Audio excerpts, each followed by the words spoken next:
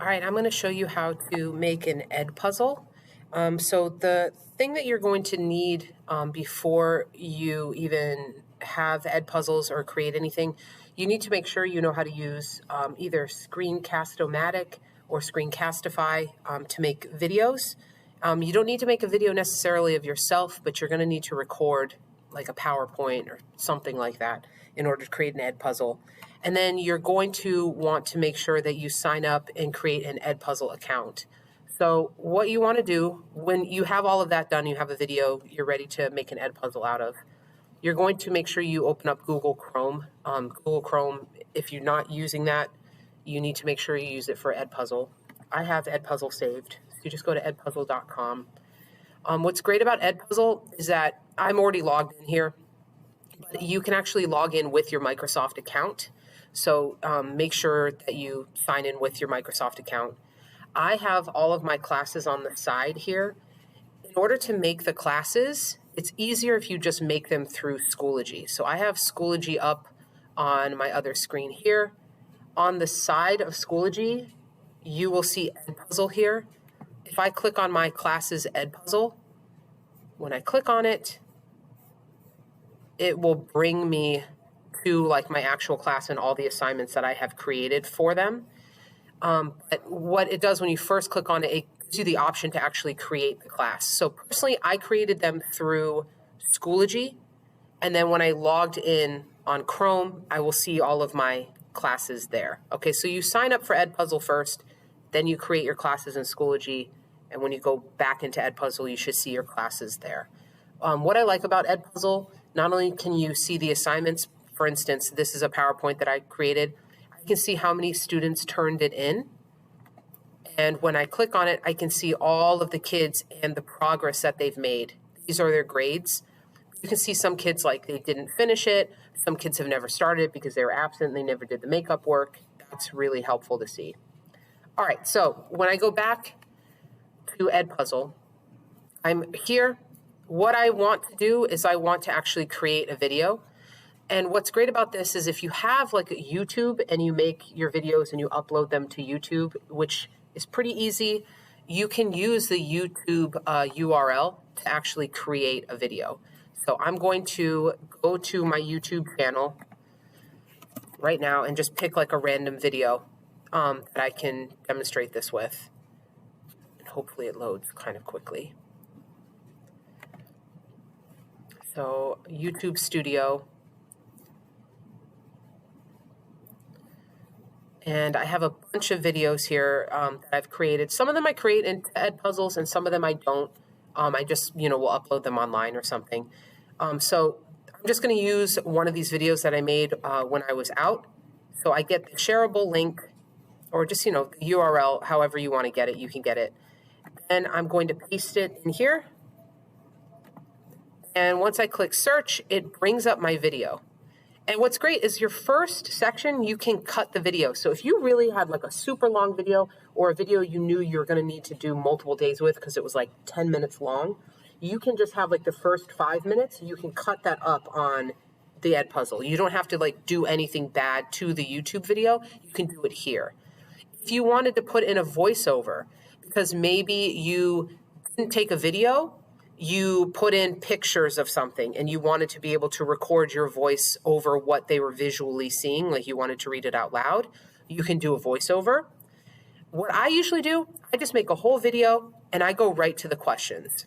And then what you do is you play the video, and as the video is playing, you can just kind of watch it and then you stop at certain points. All right, so for instance, that's a point where I just said like this video is for Thursday. So what I'm going to do here is maybe I'm going to make a multiple choice question. And my question will be, what day is this video for? Question mark. And then I can put in many choices. You can put in like 4 choices, 5 choices. I'm just going to have 2. And we're going to say Wednesday or Thursday. And then what I do is I click which one is the correct answer, which is Thursday, and then I'm going to move my face over. Hold on. Then I'm going to click Save, and that question is created. What's awesome about Edpuzzle is that it will stop your video and it'll make the students answer the question before they can move on. And they have to answer a question.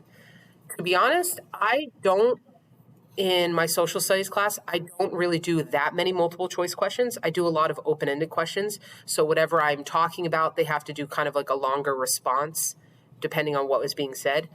I like Edpuzzle because you can either create a quiz using multiple choice questions or open-ended questions. You could just do sort of like a check for understanding. So if you do like a PowerPoint, which isn't really complicated, but you want to make sure that they're actually listening and they're understanding some of it, or they're at least picking up what you're saying, you can just do checks for understanding through the whole video. So what's great is you'll see this little teardrop. If you click on that, that is the question that we just created. So you can edit it at any point, you can delete it. A lot of times what I do is I kind of click through the video.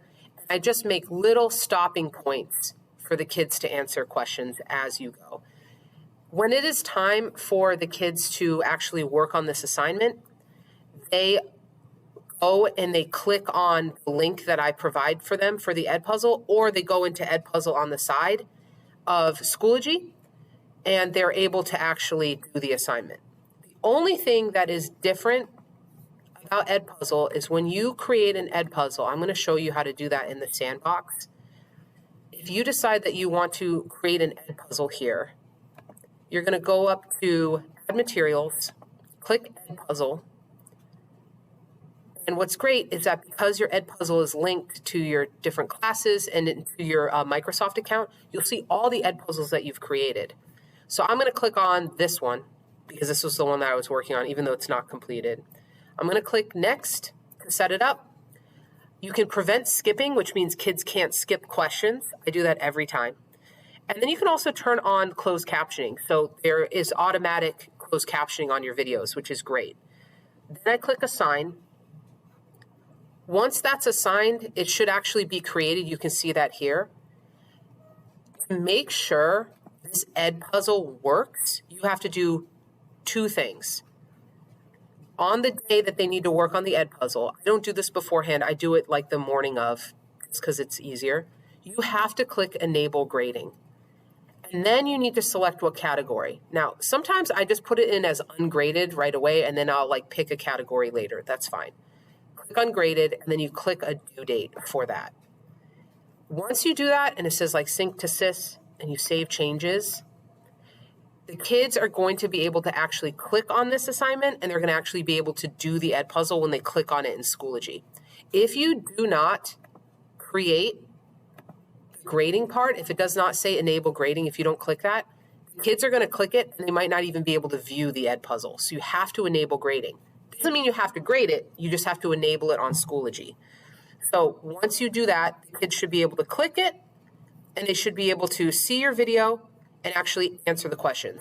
While they're doing this, on your page, you're going to be able to see all of the students and the progress that they're making. So if you notice that kids haven't even started it, you can find out immediately when you're working on that.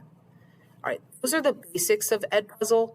Honestly, I think it's a great program, and I think it's really good at bare minimum to do checks for understanding. And if you're going to film yourself and make videos at all, this is just like the next thing that you can do with it to actually make it purposeful and something that your kids can do as an activity.